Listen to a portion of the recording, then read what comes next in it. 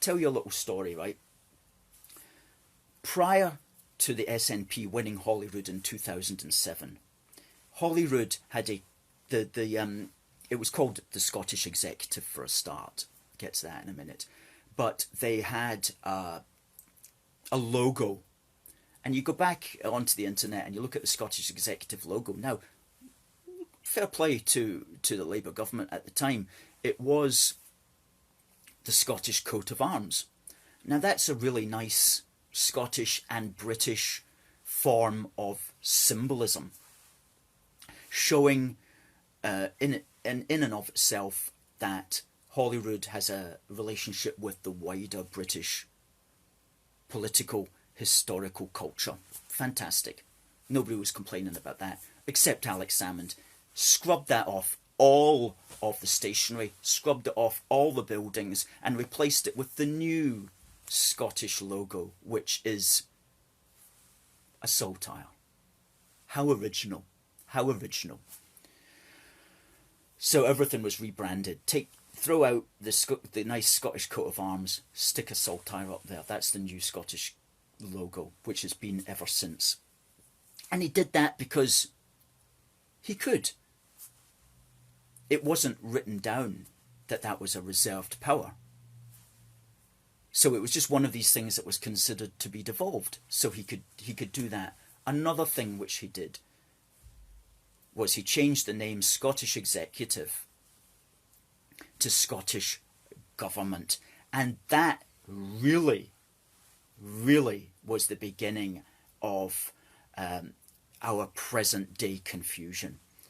And again, he did that because he could. Nowhere was it written down that you can't change the name. So he thought, well, everything's devolved, so I can change the name, which he did. But by doing so, he created in many people's minds an equivalency between the British government and the Scottish government, so-called, when in fact in practice, there is no equivalency. The Scottish government is devolved from the British government. It does not have the powers of a government. It does not have the independent powers of a government. That's why it doesn't get its way all the time, because it's not an independent government.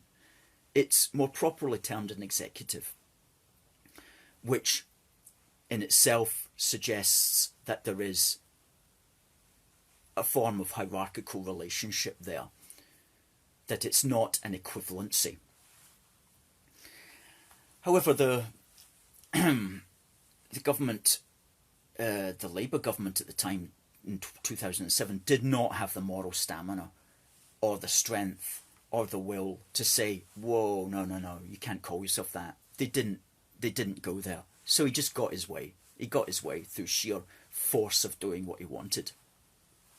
And then to make matters worse, a horrible commission called the Calman Commission, which was just made up of federalists, made up of people who wanted to mess up the UK and wanted it to go down different paths.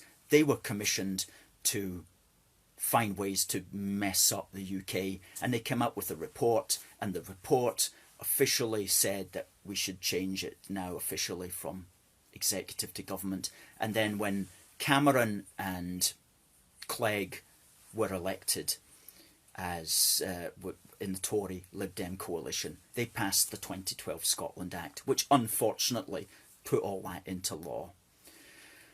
Again, showing that they had no clue about what they were really doing.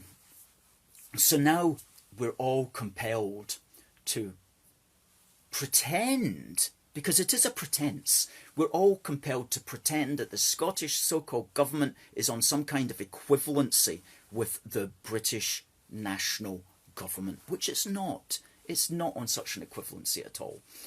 However, because that's the image that is given, because those are the words that are used, there are people growing up today in Scotland who genuinely do believe that we've got a Scottish government that's equivalent to the British government. So why aren't we being treated equally? They don't see it within the context of the Union. They just see it as some kind of Scottish government being somehow restrained by the British government, when in fact the relationship is, the actual political relationship is, the British government's in charge, because we're still one united kingdom.